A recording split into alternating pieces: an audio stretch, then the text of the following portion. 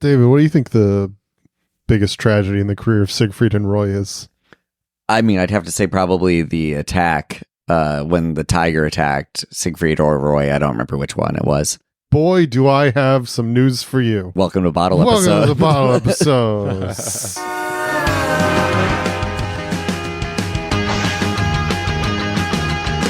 light city's gonna set my soul on fire. I got a whole lot of money that's ready to burn, so get those stakes up high. I'm gonna give it everything I got. Lady luck, please let the dice stay hot. Let me shoot a seven with every shot. Hey, viva Las Vegas! Viva Las Vegas! Viva, viva!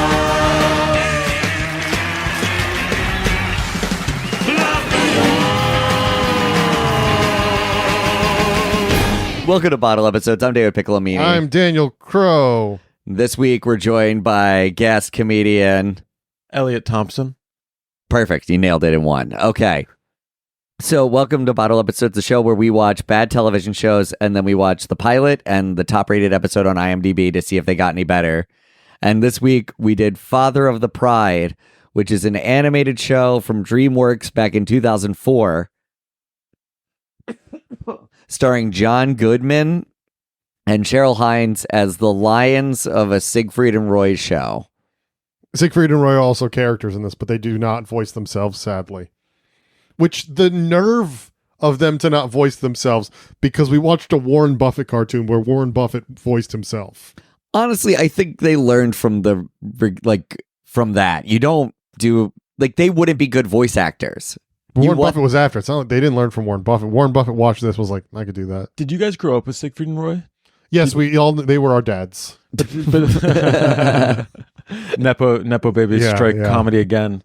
But did you guys have I came into this I don't think I've ever seen, I couldn't, if I saw them, I would never recognize it. I was pretty culturally conscious of them. Okay. Yeah, this show came out when I was like 13 or 14. Okay. Yeah, when I was growing up, I knew who they were, but it's not like they were on TV. They were just known for having this show in Vegas that ran forever. Right. I knew that they worked with big animals. Right. So when one of them got attacked by the lion, I was like, right. I think that was the first time that I'd heard of them. Really, I mean, it was Siegfried and Roy. It was one of these things I'm trying to think of another one, but just like a dual, almost, I like the Marx Brothers or something where like you could totally not have, you could be hear it for your whole life and then never. And so this was kind of like the first time that I felt like I was ever given a visual representation of Siegfried and Roy. I'm not sure it was, I think it also exactly fair to them. They featured in an episode of The Simpsons, I think. I can Probably, totally see that. Yeah. But it is one of those things where like it's like Don Knotts. Like you can hear the name, but you're like, oh, that's what that is. Yeah. The difference between, Don Knotts or the Marx Brothers or Siegfried and Roy's, those guys, I think, filmed their stuff. You could I was trying to think like Penn and Teller, but I mean, I grew up with Penn. Like those guys I knew, But Siegfried and Roy, I think, were just entirely a live act. Yeah. Well, yeah. Up until this. Well, at the time, also, there wasn't you didn't need to have viral clips. But Penn and Teller were getting on TV. It's like good promotion. Oh, yeah. I guess, you have a lot of lions and tigers in your act. Yeah. They may have done TV stuff, too. Yeah, you could do a TV special or something. Just how before the times were Siegfried and Roy that they were live filming their own demise. That's something that you see happen all the time, I feel like, on social media. And they were like, yeah, let's get a camera on this mauling. Did they film the mauling? I feel like they must have. If Was they it did, it was during a show, right? Yeah, but I bet all the did, shows were filmed. They did like 20 shows a week or something. Whoa. They were the biggest thing in Vegas. I was in Vegas. There's a statue of them just on the street in Vegas. I mean, yeah, they did all the shows. They had like TV movies too. Okay. Huh. I just never saw any of those. One in 2004 somehow. After the Oh, attack. the miracle. The miracle. They were in Ocean's 11. And they have one called Siegfried and Roy, The Magic Box in 1999. The Art of Magic. They had already been well established by that point, though. The Legend of Sarmati. Sarmati, which is the name of one of the lions in the show. Mm. For those of you unaware, stands for Siegfried and Roy, Masters of the Impossible. Really? I looked that up. I didn't know that off the top of my head. Oh, they had a TV special all the way in 1980. Yes, that's probably, there were 3 channels. Do you That think probably they launched came up them. with the name Sarmati? Did they like the name Sarmati? And then we're like, how can we, or because either way, it's kind of a clunker. So I think that's the magic word they use. Oh, okay. Which, they were all about branding. It never really overtook Open Sesame in the public consciousness. Though. Sarmati. It's maybe like Gen X Bazinga. Yeah. Sarmati. Oh, I think we should turn it into this show's Bazinga. Finally, it needed a Bazinga. I would say that was like, I wrote that in the notes. It needed a Bazinga. Yeah, father of the pride. Not enough catchphrases in this.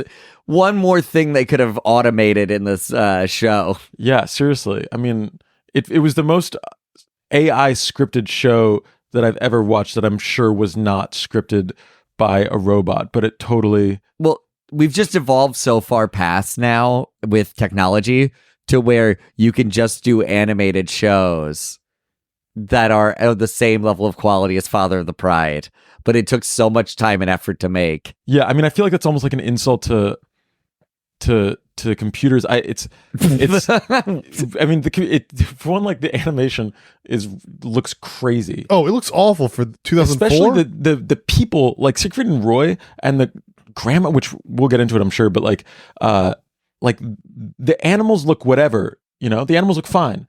It's the people that look like grotesque, which is maybe intentional. This was the same year as The Incredibles. Really think about that for a second. So yeah, hair technology had really just come a long way. Production value is just like, or maybe if we were to watch The Incredibles now, we'd be like, ew. But like, were people? I don't know. I mean, they look like weird like sex puppets. Do you know what it looks like? Are they familiar with the film Food Fight? No. Food Fight was a film that they pretty much animated the whole thing. Okay. And then they lost the hard drive, or someone stole the hard drive that it was on. But they had already invested so much money that they just had to make Food Fight again in a panic as cheaply as possible so they didn't lose all their money. Because they had paid for celebrities to do the voices. Like Charlie Sheen, before he went crazy, is the lead. I think Wayne Brady is in it. It was going to be a real film about like all the foods in a grocery store coming to life or something. And when they had to reanimate it, it looks exactly like this.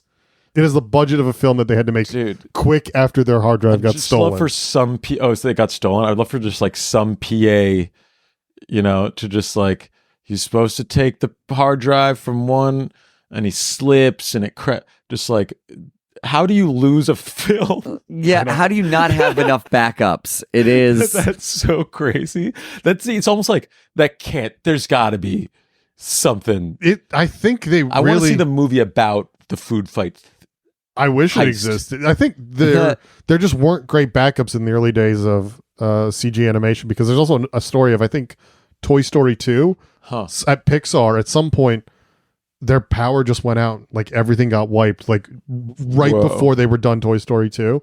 And the only reason they were able to save it was because a woman had gone on maternity leave like 2 days before, and they sent her home with a backup. Wow. So they were able to save it from that. Wow. Dude, the computers, remember when like, I was just thinking about how like, remember like computer viruses, like there's all these like mythical, like, oh, like your hard drive got wiped, like these things that don't really happen at like kids today would just be like, what do you mean your hard drive got wiped? Like, what do you mean you downloaded a virus from downloading the Paris Hilton sex tape or whatever? Those still happen. Wow, that's a classic. Those still happen, but they realized it was more lucrative to go after businesses and cities and stuff and hold their computers for ransom, essentially. And speaking of computers, I wish got held for ransom. Yeah. DreamWorks Animation. So really crazy. Basically what happened is they came in, they wanted to become the future of like 3D animation by looking 10 years in the past. Well, because it's TV, because it's the thing of you can do it, you can do a like kind of shitty animation to start, and then the writing will carry you through, and then you can make it look better as it goes. Is it just like a production value? I mean, I know like, are you referencing like The Simpsons or like these shows that started like a lot of South shows. Park? like South Park, The Simpsons, Family Guy, even you look at like Rick and Morty and stuff, like that doesn't look as pretty and gets streamlined down in their second season. But you know why this wouldn't have ever looked better is because the lead time on it was so immense because of how arduous CG was at the time. Oh, that's fair. Like it was in production and then one of them got mauled and they were like, it's too late. We have to finish it now. We've invested too much. And so it aired a year after the mauling. Yeah. That's like so funny. This is like if a year later, if for some reason they were making a Harambe cartoon, and then a year later they just had to air it because they would have lost too much money. And it's all about how Harambe is like being held in captivity. Yeah. And yeah. and it's just No, it's like if Harambe was doing like Siegfried and Roy, everybody. how sad it is that we put these beautiful wild animals in these horrible cages. Well, the thing is, like, Siegfried and Roy got mauled by a lion. Yeah. And in this, they're just And hanging in out this- with Siegfried and Roy. But kind of, I mean, that's what like I don't know if you guys have like a scheme for how this is structured, if we're like Pretty supposed to go loose. through it, but like the I mean the notable line John Goodman. in the first episode is where is somebody was like, oh, that's my slave name, Yes. which like alludes to one of the, is it the panda who's like, don't call me Bong Bong, That's my slave name, I'm Nelson, which is like speaks to a really deep darkness at the root of like animals they're in captivity. all prisoners And there. they're all they consider themselves slaves. Here's the weird... Larry the lion is a professional slave of Siegfried and Roy who are but and then their role, what like once that's said, then it's immediately, and maybe this is like my like woke pilled 2023 brain, but then I'm like, oh, those are the slave masters, and those are evil. They are evil men, and they are sort of like these evil guys, but they don't really do anything. Like, they are the most fun particularly people on the show. evil. They like, it's like, make them evil or not. Are they slave masters or are they not? Are these animals like in captivity or are they not? It is weird that they allowed that slave line to go through because Siegfried and Roy were producers on this. Yeah, they were heavily involved. But they don't do their own Weird. voices. But here's the weird thing about you bring up that panda specifically, because there is an Indian elephant that they give a heavy Indian accent and name to. Yes. But these pandas come in and Andy Richter wrote and that Lisa down. Kudrow. I Why wrote that are- down. There's no. Why don't they have Chinese accents? Yes. You need to pick a lane. Are you racist or not? I literally wrote that. Yeah, the elephant's name is literally... Why is the elephant Indian and no one else? Yeah. The elephant is Indian with a thick accent, and his only joke is that he might be gay for a turkey. Also, Right, and for the no turkey- reason. And the turkey is the only animal that doesn't speak English. Yeah. But it's like turkeys, they're smart animals. They're certainly, they're up there. The flamingo is like a violent misogynist. Yeah. by the way, the name of the elephant is Chutney. Stop it, dude. What? Is that his slave name too? Yes.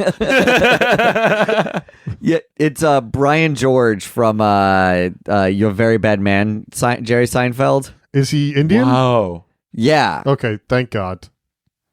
So yeah, it is. I guess Brian That is a win George for is. diversity. It's probably not. No, it is. Okay. I mean, that would be he's- very funny if like all the lines are just like heavily African. That would be a great. I mean, there's so many things that like. Oh yeah, the lion. Yeah, the lion should be. You're right. Well, one of the dad line is played by Carl Reiner, and he's always going on about when I was in Africa, and I'm like, come on, Carl, you're from LA. It is funny. Even just the way Carl Reiner looks, and he's playing like against type. He's just playing this like awful misogynist dude, which is not like a Carl Reiner character. Usually, he usually plays like much nicer people. I mean, that's what's like there. It's just so mean. Like and that's like I feel like that's a classic like pitfall of a lot of sitcoms is that the writing is just incredibly cruel but it's just like, and then it's just on to the next line. You know, it's just like every laugh line is just like the meanest thing that you could possibly say about a character, because like I feel like that's how a lot of people think about jokes, is like at the expense of like somebody else, and like whatever. But like this show, the amount of fat phobia in the amount of like fat shaming in this show is so insane. And we're talking about pandas, like that a panda has like any sort of like weight. 2004, baby. Well, 2004. No, they've had it easy too long. These pandas should be that, like bears. It's just like the melding of like what humans find like hot, sexy, and like our standards of beauty, and then like into these animals, but then, that like are some fat things bears. are shared and some things aren't, and it's like you want the panda to have like abs. I'll say I want the panda sweet pair of tits, just real like, big, double D. By the way, to say panda milkers. But they do sexualize the animals all the time. Like we're supposed to. I mean, the Kate, the female lion, Larry's wife, has a fat ass. Like the panda gets stuck almost like almost like a porn spoof, you know, where she gets stuck in the railing, and then she's like, "Don't look at my ass!" Like, "Don't look at my ass." They like the men all catcall all the animals as they walk past them on their porch, just the like bird from behind. By the way, you brought up Larry's wife, and can I make a weird casting point about her? Played by Cheryl Hines. Yeah. Who was Larry David's wife in Curb Your Enthusiasm. Yes. Which means they were just sitting around like, who do we know that can play a wife of a Larry? That's so funny. Because when I heard her say Larry the first time, I was like, I've heard that before. Oh my God. Do you think that this show inspired the Curb Your Enthusiasm? No, this was after Curb. Curb had already debuted. Curb's been on forever, man. Wow. Curb was already on the air in 2004? I'm pretty sure it was like 2000. 2000, you're right. Yeah. Wow. Curb was already on the air. Cheryl, what are you doing? Making money, dude. I guess. Curb's been inconsistent. Who knew if that was going to be on the air one season or 1,000? Yeah. I guess that's true. Cheryl, come on. But it's like... It does feel like it's before, but they're like, yeah, they just cast her again as a wife. Just the wife of Larry. What a weird thing to be typecast as. I also like, again, just in terms of like the way that, you know, some things, like they talk about how the pandas, there's only like 6 of them left, which you'd think would be like a darker line than it's like given credit for, that your species is extremely close to extermination. But I'm also pretty sure that the pandas are, to save time, the same character model, but they added a bow to the woman. Yeah. They just didn't care. They're like, at all. obviously. That is the one thing about the show. The character design is everything looks very muted and bland. Yeah. Like, well, what do you expect from Jeffrey Katzenberg? Bright colors? Oh, man. Like Shrek? No, he just kind of wants to do things and doesn't care really about the quality, famously. Like, Jeffrey Katzenberg created this show. And I don't know how familiar you are with the history of Jeffrey Katzenberg. He was the head of Disney. Okay. And then he co-founded DreamWorks with Steven Spielberg and David Geffen. He was in charge of the animation. And he was just so petty against his old employers at Disney that he tried to make movies based on everything that he knew they had in production. Mm-hmm. Like, to the point that he made Ants in order to cut the legs out from underneath a Bug's Life. Dude, but Ants slapped. More than a Bug's Life? They're both good, but Ants is like, and this is what, it's funny that he created that show, because Ants is like the most politically, it's like an incredibly like leftist, like collectivized David versus Goliath sort of film, like kind of like openly. And there's all these... that was a Bug's Life. He was just trying to rip off a Bug's Life in every way. But it was I guess it was just like, it just like raised the volume on those things that even like I felt as a kid, and I was like, oh, that's kind of like fucking sick, you know? And like, I love the idea of you got radicalized by Ants. Dude, Ants, I swear Ants is like, Ants radicalize people. Are you thinking of a Bug's Life? I think I'm thinking of Ants. Okay. It's Woody Allen. Patrick Warburton. I mean, it's been 20 years, but it's... Woody Allen was the main ant. What color is the ant in your mind? Dark brown. Yeah. That's ants. Yep. Yeah, but fact check me if I'm wrong about the plot. No, that is the plot. Although it doesn't have Jeffrey Katzenberg at all on. Well, yeah, he didn't create Ants. He was in charge of DreamWorks. He knew that they were making A Bug's Life when he left Disney, and he wanted to screw them. He created Father of the Pride, though. Yeah, but he's also he's like the producer on like Shrek. Yeah, because he ran DreamWorks Animation. And Chicken Run, Rotel Dorado, Prince of Egypt. Yeah, but my point is that like Katzenberg, I brought up the Ants thing because he'll do something not for creativity. He'll do something because he has some weird reason that he wants it made. Like real politique, for an animation studio. Yeah. That's so funny. He had some reason he wanted this made. He didn't really care about the quality. I think it was literally he saw it and went, "Oh, you could make a TV show out of this." Yeah, because he didn't develop it. There's a different guy credited as developing and show running it. Yeah, Jonathan Groff. Yeah, I think it's the guy that created Blackish. Whoa. Didn't create Blackish. No, Jonathan Groff. Yeah, I recognize that name, but I couldn't. Well, there's also, I think the thing is Jonathan Groff. There's like the actor. Yeah, this is not that guy. Oh, okay, that's what I'm thinking of. But I'm pretty sure this is the guy that created Blackish. He was a writer on Blackish. We'll scroll down on IMDb. Because it's, I'm pretty sure Blackish was Kenya Barris. Maybe he co-created it? Nope, Kenya Barris. My mistake. He was involved in Blackish heavily. But he's Happy done a lot Endings, of stuff. He was the creator of Andy Barker PI. Oh, so Andy Richter. Yeah. He worked with him in Father of the Pride and then said, I've got an idea. Yeah, they let him have a couple shows, and then he's just solidly been writing. Jonathan Groff just solidly writes for, everything. It's really gratifying to know that once you make it into the industry that you literally can't do anything to write yourself out of it. Yeah. I mean, the Father of the Pride... people have. Yeah. But Father of the Pride, this is so badly written. There were points where I recognized competency throughout. I didn't laugh, but I could see someone laughing. Yeah. I mean, the slave name line, I was like, oh shit, is that... I thought I was almost like stoked. And then there's the line where he's like, before the white man came. And I was like, oh shit, are we about to do this? And not even a little bit. Never addressed again. And it's like the whole setup, at least in the pilot, it's like, okay, it's a zoo, but it's the suburbs. Well, here's your confusion. That's not supposed to be the pilot. It aired first on television, but they also have an unaired pilot, which I also watched. But then the highest rated episode that you were supposed to watch before David gave you the wrong episode was supposed to be aired first. So there's a bunch of plot before this. I guess they aired this one first because they thought it was the funniest. But instead, I think they just had to add in that thing at the beginning where he just kind of walks down the street and says hi to everybody so that you get a sense for who the characters are. Yeah. Because the pilot has that kind of same scene. It's really? A little different. But there's a pilot episode before all this. It didn't even air, but you can find online where you meet all the characters. They're doing Siegfried and Roy's show. Sarmodi, his father-in-law, Carl Reiner, is like the star lion, but he messes up. And then Siegfried and Roy are like, he's too old. We need to find a new star lion.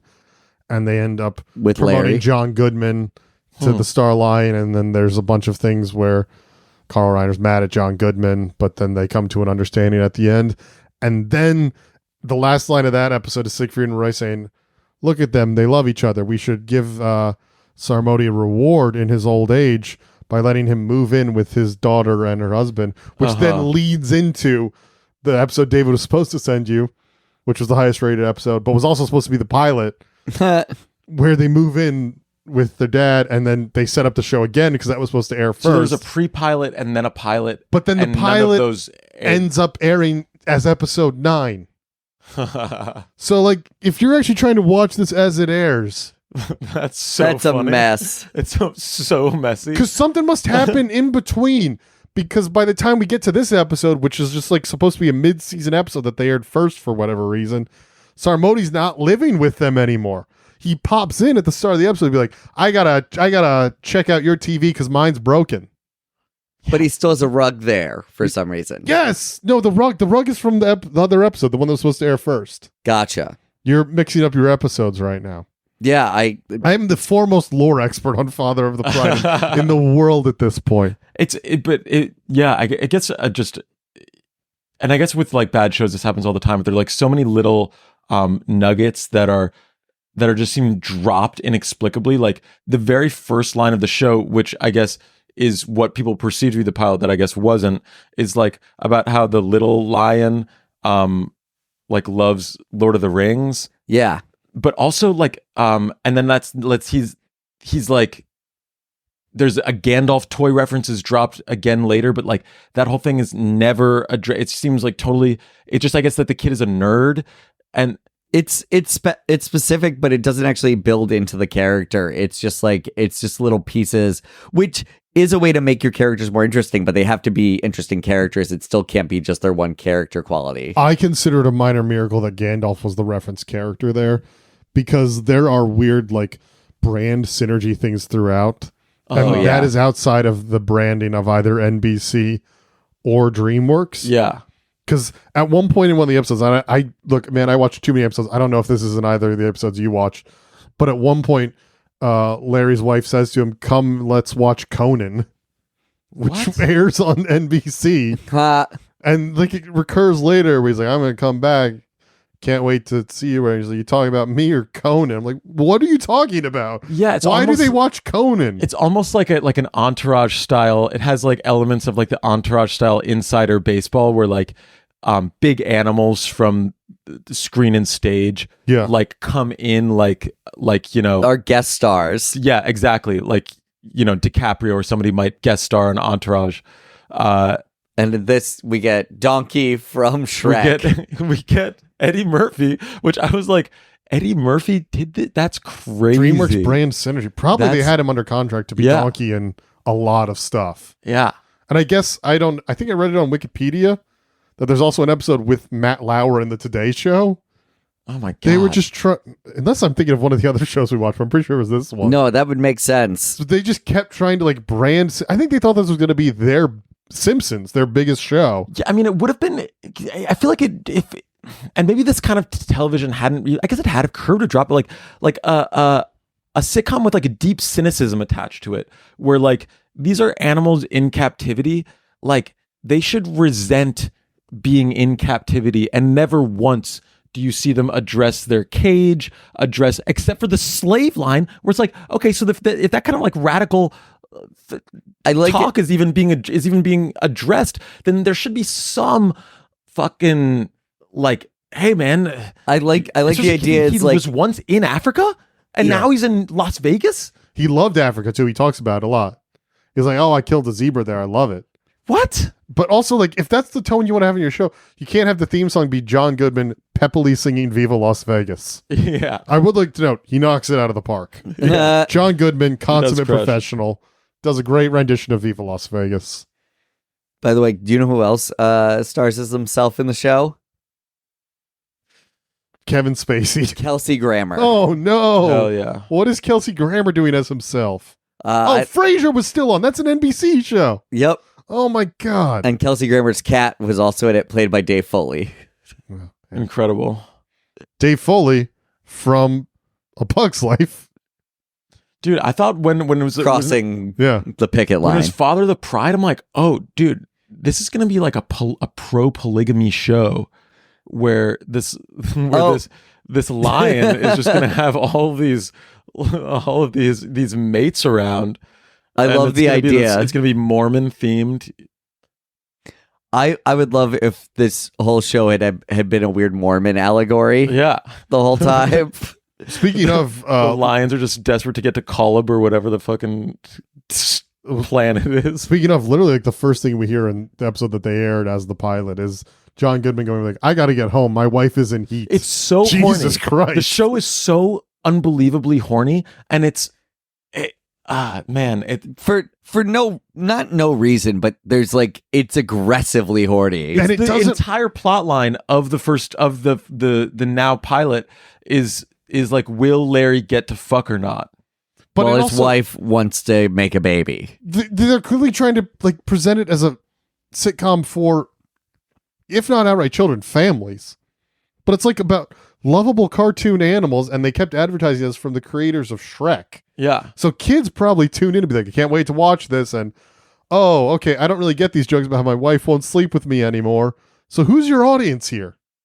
Who's your audience? It kind of like like Shrek was so masterful at melding that sort of adult humor with a great kids movie, and like that first line was like the zoom bam bing bong or whatever. He's like, and then that's like a euphemism that he uses for sex, and then his kid overhears it and then repeats it. Oh, like, yeah. That seemed like a total Shrek attempt, like something that would Shrek attempt. Attempted that like that elusive middle where you're like something that adults can watch and have fun, like an Elf, a Shrek, like one of those movies that like that line that he tells his son, what you called a zoom bing bong or whatever. Yeah.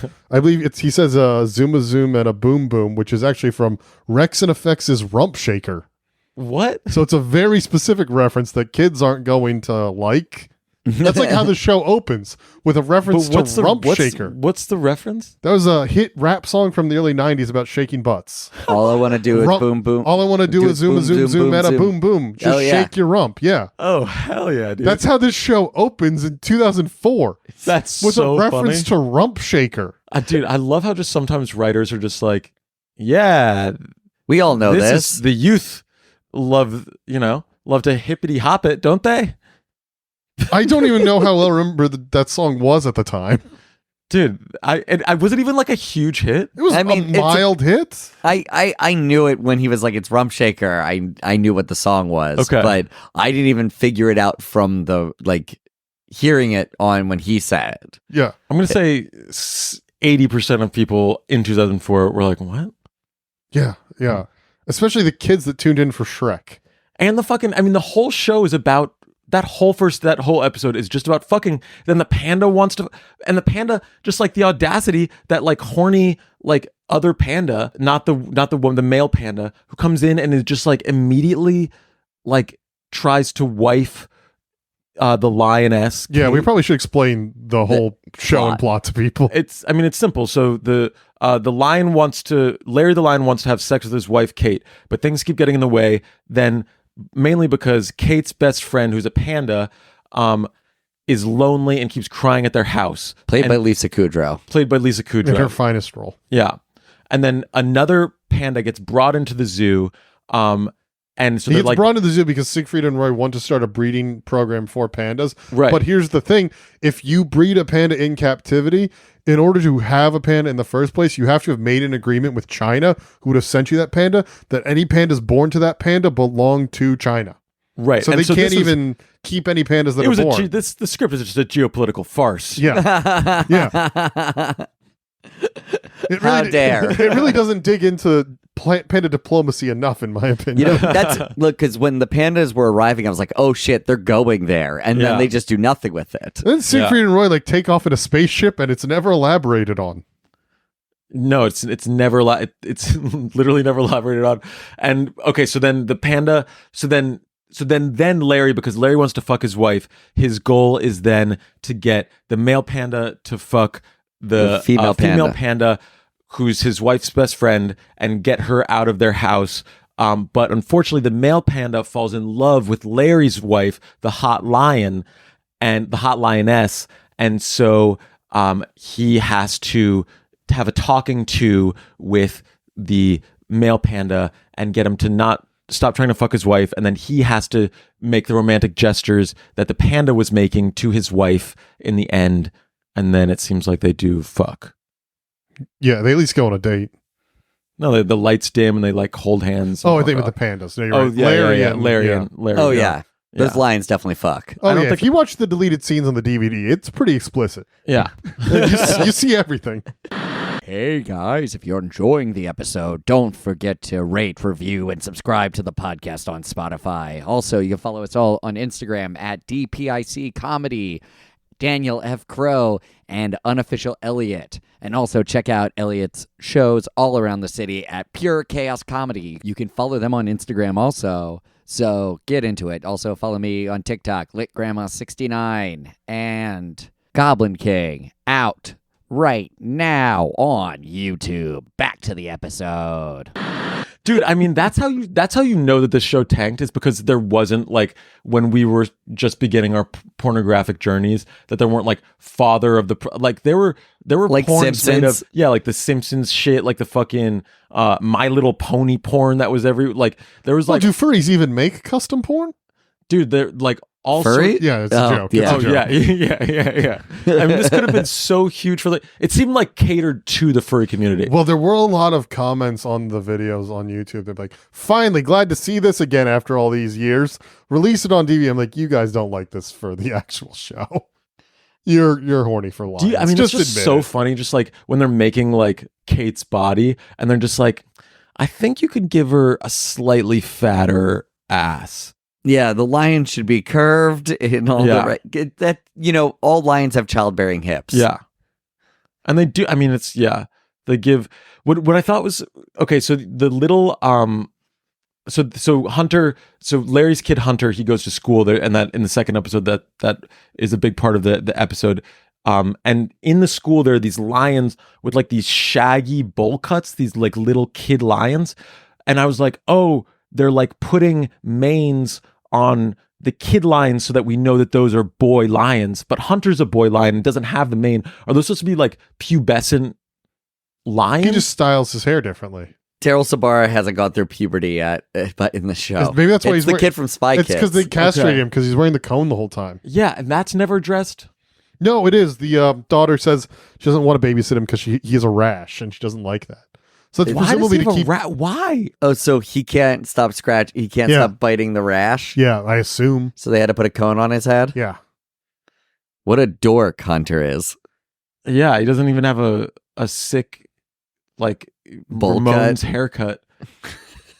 I didn't even think about that. Yep. Because you wouldn't have a mane No. until... Until you're a fully grown lion, they don't have manes. Man, this show fucking ruined. That's the real reason we're mad at the show. But it was just like, but they do it for some of the lions, and then not Hunter, who's also supposed to be a boy lion. It just didn't. I was like, He's not through puberty. I guess, yeah. It's got to be puberty. it's gotta be puberty. And so it's sort of like a Kansas style 1-room schoolhouse K-8 in the same room. I mean, Yeah, well, it's a slave state. They don't it have... is a slave state. These animals are enslaved. Is the gopher or whatever? They're She's just pimped. hanging out. Like, there's no way they're using him in the show. I think he just might be like a prairie dog or something from the surrounding I mean, area that they're- just hangs out. They're being Snack? bred like cattle. Yeah. It's so crazy to include the slave line, and then because it's like, yeah, they're being like, once you give them human intelligence, like animals in captivity, it's like one thing when They're animals. they're animals. Yeah. But once you give them human intelligence and then have them cognizant of their own predicament, and then have it never addressed again. In the unaired pilot, they do bring up that they can't talk in front of humans, but they don't explain why. Huh. And at one point, one of them Because they get whipped. no, the gopher or whatever accidentally talks in front of Siegfried or Roy. I don't know which one, and the Siegfried or Roy just goes and then he thinks he was hallucinating. So they can talking. They physically can, but they've Oh my God. self-imposed. Why even? They just- don't want to talk in front of them. That's crazy. It's like Toy Story. The toys can physically talk, but they choose not to in front of humans. Wait, I Yeah, I that's didn't true. realize that. Yeah, that's why they always... They always just pretend to be toys. But I didn't realize that it was even possible. Oh, It yeah, is. because they attack Woody Sid. talks to Sid at the end. Right. Yeah. Right. Wow. So the animals all just choose not to talk to Siegfried and Roy Huh. for no reason. Other than they're their slave masters and they don't want them to know they speak another language. But like if they knew that they could talk, nothing stops because they're on stage in front of a whole auditorium every night, Yeah. several times a day. They could Nothing totally... stops them from saying things. People, please hear my plea. We Yeah. are sentient. We demand freedom. But they're also lying. Actually, maybe in real life that's what happened. One of the lions attacked Siegfried or I Roy was and nearly like killed that- him. Like what a finale to the show. Yeah. You know that. They also reference it in that unaired pilot. Like you see the stage show and Siegfried and Roy are like, we're so happy to be back after we were gone for a while for unspecified reasons. Wow. Yeah. I think we know why the pilot didn't go. Yeah. That's not exactly what they say, but they're like, we're happy to be back. We were gone for a while, but we love you. Oh, they just kind of acknowledge it. Yeah, they don't do a joke or anything about it. But they do acknowledge that Siegfried and Roy didn't do shows for a bit. But in real life, I don't think they ever did shows after the mauling. I don't think so. I don't know. Yeah. After a line that you just like abused for however long that line was in captivity for. Well, like, no, they were generally very good with the animals. I don't think that any line. Yeah, I saw the show. They got a pretty nice house. house. Any line in captivity is, I mean, especially in like a. These are wild animals. You know what I'm saying? Like, yeah, they belong. I'm not like a crazy vegan, but I think that like zoos and especially like circus, not a great reputation. Yeah, for sure. That just like Siegfried and Roy are known for having a very good reputation with their animals, like specifically. No, they gave them a whole track house and a whole suburb. It was extremely generous.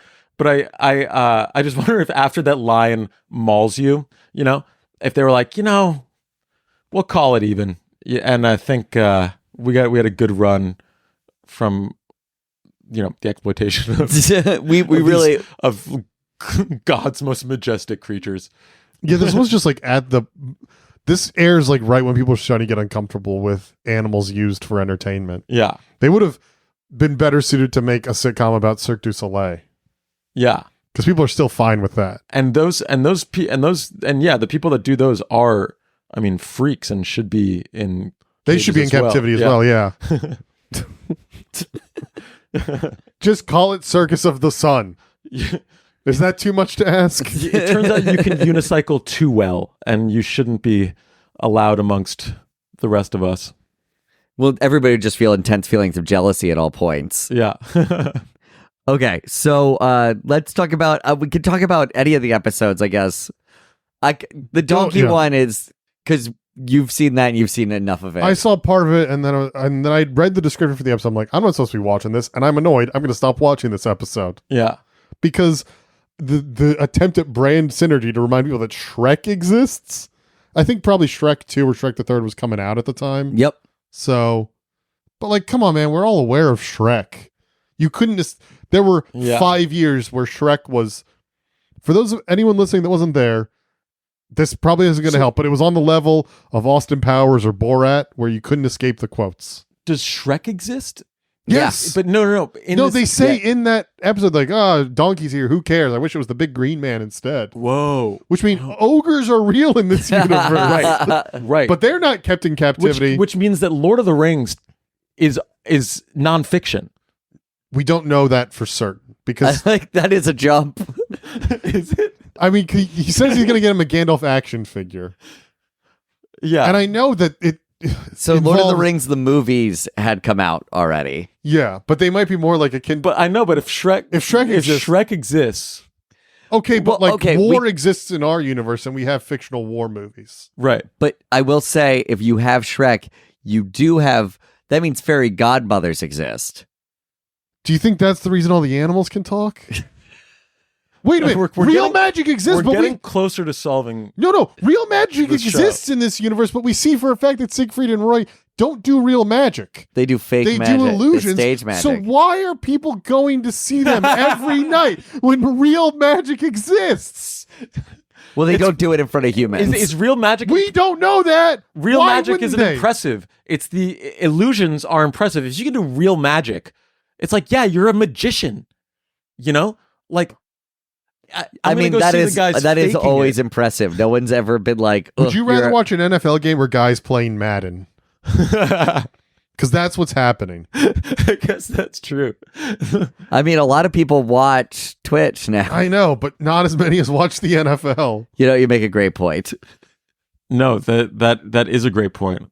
And it's not like everyone has magic in the Shrek universe, because Lord Farquaad is a normal human. Yeah. And he's more human looking than Siegfried and Roy are in this. He is. So, let's get into it. People are willing to do magic in front of him. So people are willing to do magic in front of regular people within that universe. Yeah. So why are people going to see Siegfried and Roy? Because of the animals. Yeah. So But there's more impressive animals. Wait a minute. Donkey's willing to talk in front of people. That's true. Is Donkey allowed to talk to humans? Fine talking in front of people. Or is Donkey only allowed to talk to humans in the movie Shrek? Yeah. But he's still a movie star within that universe. Like Shrek is a film within that universe Do you think where that they see Donkey talking. That in order to keep up the illusion that animals aren't capable of speech, Donkey had to go and do voiceovers. He had to dub the donkey. You know what I mean? He had to do his own dub. Yeah. They really the donkey do the dub. They really make it seem like he's doing a promo tour for the new Shrek film, which tells me like he's doing a commercial. Yeah, so Donkey can talk to humans in this world. Yeah, but that's the true. The animals we're familiar with can't. And is Donkey similarly enslaved? No, he lives in Los Angeles. He's a movie star. He's an animal movie star. Jesus Christ, this goes deeper than I could have ever imagined.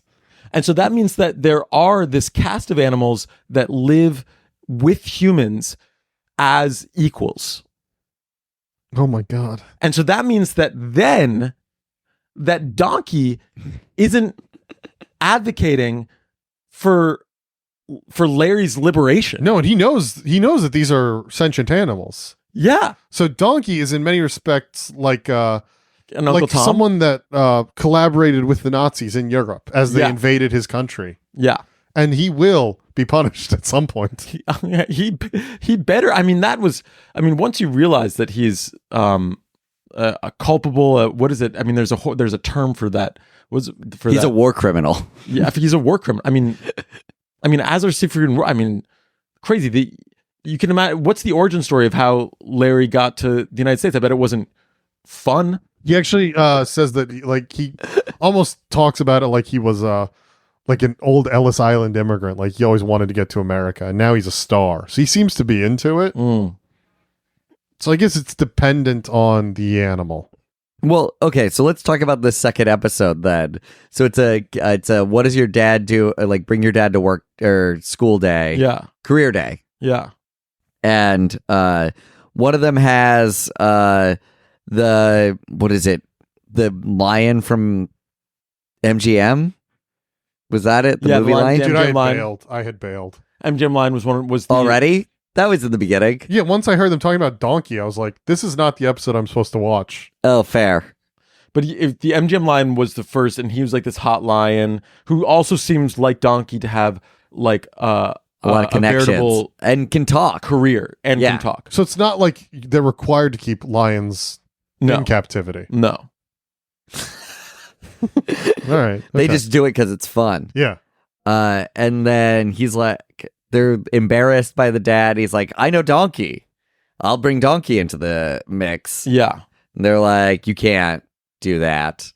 You don't know him. Wait, so he's embarrassed by his dad, who's the star of Siegfried and Roy's show in this community where everyone works for Siegfried and Roy? It's pitched as this like loser. I mean, it must be like going to school in LA at one of those like fancy LA private schools. And like, you know, and your father is like maybe he's Siegfried and Roy's, he's Penn and Teller's assistant, you know, and everybody else in your classes. It seemed like an A-list cast. Like these kids have such high standards. Like I remember even the teacher, by the way, do you ever have board. like a meet your parent? What was it called? Like when you bring your parent to school career day, and like I remember speaking to accountants and like you know publishers, like and like you know like deli clerks. Like it wasn't like there was this crazy high standard. Well, I mean, the firefighter because you're that not was in the Vegas. best one. You're not in Vegas. So wait, why are all the families of these celebrity animals living in Siegfried and Roy's compound? Have they all been enslaved? No, those the families, the MGM Lion and the Donkey live outside of, and they come in as like favored guests. So why are people not impressed? It doesn't make any sense. And I've thought that. I wrote that down. I was like, why? He's got a great job. That's a cool job. He has the best job of anyone in the compound. I will say that it doesn't seem like the most. I mean, we don't really get to see him, at least in the 2 episodes. We don't really get to see him performance. Oh, you see it in the unaired pilot. You see, dude. it. I'm like, is he a highly skilled lion, or is he just sort of like some straight man putz? Because then, you know. I wanted him in this moment to be like, hey, I know a little bit of magic. I'm a professional magician's assistant. Instead, he's like, I'm just kidding, guys. I'll get you a celebrity. He's like, I'll find I'm so sorry. He should have been like, do you know I'm on stage for thousands and thousands of people every day. I could kill Siegfried and Roy. Yeah. and I don't. And I could kill all of you, and I will. You're not of my pride. You're not one of my many wives. Yeah, you're not the spawn of one of my many wives. And actually, it's my duty. If we were in the safari, it'd be my duty to rip you to shreds. But instead, he's like, "Oh, I'm so pleased. Oh, what I know donkey." And here's the thing: John Goodman could do that. He would do that really well. John Goodman being menacing is one of the best John Goodman types. What a career! Yeah, John Goodman is he'll do a lot of stuff. He's pretty much like an Eric Roberts that ends up in good varied things. Careers, like of all time, has to be. Yeah, I mean, from fucking Big Lebowski to fucking, I mean, was Roseanne? He's done like, what was that Tarantino movie he was in? Was he fucking... Which Tarantino movie? I think, was he in Hateful Eight or some shit? He was in something that I was like, damn, John Goodman's scary. Where he played like he's in fucking... The Cloverfield Lane? No. Red? Oh, Red Brother, Where State? Art Thou? Yeah, that's Coen Brothers. That's the Coen Brothers. He's in a lot of Coen Brothers stuff. Yeah. John Goodman's very good at everything he does, including this. He's given it his all, and he's very good in it. The issue is not John Goodman.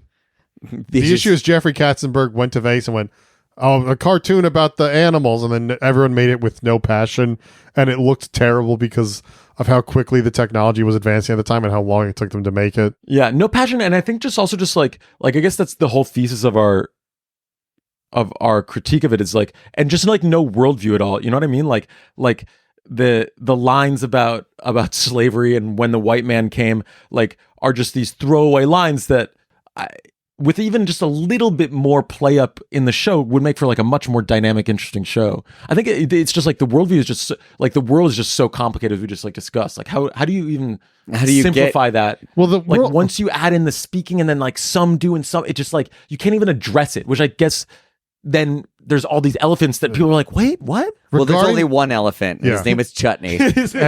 and he's gay and ashamed of it. He's a gay Indian. He's a closeted gay Indian gay elephant. For turkeys, yeah. Your question about the worldview, though, I would like to bring up the episode that you should have watched technically, but who cares? You're still not over that, I'm not mad at you. I'm mad at David, and I want him to know he messed up. Well, listen, I sent them as YouTube links to people. Yeah, YouTube had the wrong date, the wrong episode. Let me know.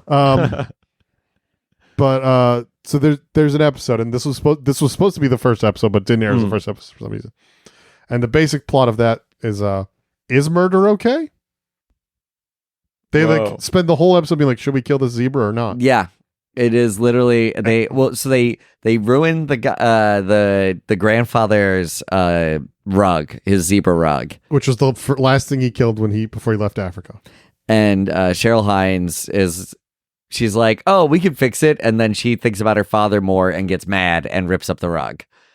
So then they're like, "We'll get a new one, and we'll find a zebra who doesn't have any family, and then we'll bring him home from the bar." And we'll murder him and turn him into a rug. Played by Richard Kind. Oh my God. Yep. Yeah, Richard Kind giving his all. Very much a John Goodman style actor. Dude, that's so fun. Like these people are just walking around as in their neighborhood, as human equals in this neighborhood, humanoid equals, anthropomorphized equals, and then but like you could just peer into like your neighbor's house and just see like one of your kin's like plastered on a wall, like like they're it is you crazy. Just walk by your neighbor's house and it's like, and you just see like a human mask.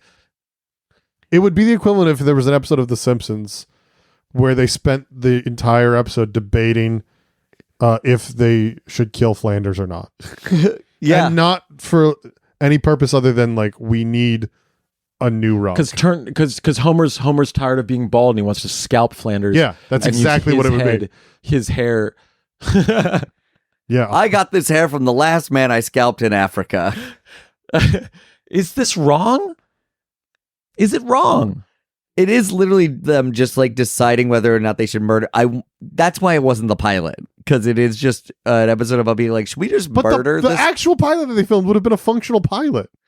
Yeah. that's a basic. It's so funny because it's like that's exactly where the show just like falls apart completely. Is just because they haven't figured out like how human are these things, you know, like how they live in the suburbs. It's like every sitcom you've ever seen, except they are animals, and so I guess that means they do have this proclivity for, you know, killing and eating things. But no lion who eats a zebra is saving this skin. That's what humans do because we're psychotic and we don't eat things for food anymore. He's not even a carnivore. It's established in that episode that Larry loves Twinkies. Get it? Because he's fat. Yeah, but they eat non-meats in this universe. Whoa. But it's weird that they keep bringing up that he's fat because in order to be the star lion for Siegfried and Roy, you'd have to be in relatively decent shape. It's a physical job. Also, again, it's just like the amount that the show talks about, like, for those listening that haven't like seen it, fat jokes make up 75% of all of the humor in these two episodes. It's constant barrage. Everybody is, because animals put on weight. It's like how they get through the winter and shit. It's like what they do. Animals I love the idea of someone like yelling out in the show, that's what we do. It's for the winter. Yeah. If I was an animal, I'd be so pissed. I'm like, fat? Like, this is called survival. This is peak performance. What if animals actually like could talk, and this was what finally led them to be like, I need to talk to these humans. This is what sent them over the edge. If any animal, that's how we know that they can't, is because once the word got out about the show. And you missed Donkey having a stunt double that they capture and then pretend. Yeah, it's a gay coded like. Oh, I think I saw like Miguel. I saw a brief part where I skipped through because I'm like, I'm not supposed to be watching this episode. I picked a random part of the episode and I saw them like doing that voice. I'm like, oh, weird. They didn't get Eddie Murphy for this. Oh, they did get Eddie Murphy for it. Yeah, no, I saw on IMDb later that they did, but that little part I saw was, I guess, with Miguel. It is disconcerting actually to hear Eddie Murphy's voice in this show. It really, yeah. It's like I don't know, like watching like Robert Plant like play with the Wiggles or something. You know what I mean? It's like yeah. It's like you're so much better than and Shrek. I mean, was a great move. Like, I mean, like, it was what a fall from grace. Yeah, it's the biggest fall from grace Eddie Murphy's ever taken. Yeah. No, this is the only bad thing he's ever been in. So, let's get to like what we would change about it. If you could change one thing about it to make it better, what would you pick? I would give the animals a bloodthirsty revolutionary mentality. They're just calling each other comrade. And the show would be about breaking the final magic. Show would be about, you know, setting the stage, getting Siegfried and Roy to not see what's going on, and then the goal is to get to Yellowstone. Of all places. Yeah, and they set up their own ranch. Kevin Costner gets introduced. Yeah. I want to take that even one step further, and they realize that they can talk. So then it becomes a weird Animal Farm style power struggle where they eventually, all the animals form up in a bunker and it becomes Waco. What if it's because they're animals, instead of like... And then they realize they're trapped in a zoo of their own making now. Instead of the Black Panthers, they just call themselves the Black Guys. You know, because panthers are animals. You can't be a Black Panther if you are a lion. Technically, the lions are all African Americans. That's true. Voiced by white people. So, yeah. I'm kind of going in the exact opposite direction as you guys for this. Okay. I think this might actually end up a fun show if the tone is more akin to Roger Rabbit, where they all just live in the same universe. The animals are stars of their own. They're talking openly. Yeah, if you just made it more like a BoJack Roger Rabbit style. Yeah. I think you could probably try to make something interesting there. Right. Where, I mean, that almost seems, it's so close. Like, the idea that they just put them all in a zoo just doesn't make any sense. Like, why not just have them live? Because they actually have that zoo in Vegas and they were promoting it. Wow, that's so crazy, because you're right. It would be so easy because Donkey and the MGM Lion already ostensibly do live like that, although it's not investigated at all. So just like have them, yeah, like, you know, Larry the Lion SAG. He's union. Or make it so Siegfried and Roy can talk to the lions, so they're not just like these weird auxiliary elements in every episode. Yeah, we never even described how weird Siegfried and Roy are as characters in this. So weird. I mean, perverted. Yeah. Sure. Well, yeah. In one of the episodes, The old lady. We didn't talk about that, dude. Yeah. Okay. We've got to talk about that. Okay. So, Siegfried and Roy, their B plot is they have an Airbnb. There's an Airbnb style place, or just a B&B. B&B. Yeah, B&B, like an old style B&B, like small town, and that they're worried allegedly was in the place of this Wendy's that they like. Applebee's. Applebe's. Yeah. Yeah, God. and they're worried about reverse gentrification. Yeah. As there's no like bright lights and it doesn't look like a casino, so they're like, this is an eyesore in Vegas. It's doing that reversal. And the way they get him into it, eventually he sleeps with the old lady. One of them sleeps with the old lady. It's like, listen, if you want this to happen again, we need to make some changes around here. And then they turn her bed and breakfast into a casino. It's so deranged. It's that he just fucks the lady. He's like, listen, if you want more of this Siegfried and Roy dick. And she's immediately like, yeah, whatever, my dream, no problem. Like, your penis filled that void for me of, running this business that's obviously, millions of dollars in, $2 million build out, but your penis. Yeah, we can, I'll go into massive debt to make this also, a casino. What a weird, like gigolo, like, are we saying that that's Siegfried's type? Yeah, probably. I mean, I think they strike me as anything. Yeah, anything They'll go for goes. anything. Right, that they're just like these horny They fucked animals. each other. I mean, one of the Dare I episodes, say that they are more animal? Maybe that's the subtext, is that they are more animals than the animals that They should have enslave. just called the show "Horny Animals." Yeah. And that would have gotten you right to the top. Fox. This would have been on Fox for 10 seasons. Yeah. I think Siegfried and Roy do have the most interesting plots of it because they're just unhinged. Yeah, they're just doing unhinged B plots. Yeah. What was one of the other ones? Oh, where he suddenly had a gambling addiction and they gambled away their jeweled cod piece. Right. The cod piece is brought up in the first episode too, and you never see it. Oh, you see it in that other episode. Because that's the thing. They're out of order. You would have seen the cod piece several episodes That's so ago. funny how badly the show was put together. That's the thing. We normally also say, like, amazing. hey, did the show get better in that other episode? I don't know if I can say if it got better because technically the one that we started off with is supposed to come later. I liked the donkey episode better, I think, but it was like, it had the crazy sex thing. I mean, it was more like fascinating. I was just like, what is going? The first episode is just like, oh man, they're just like made.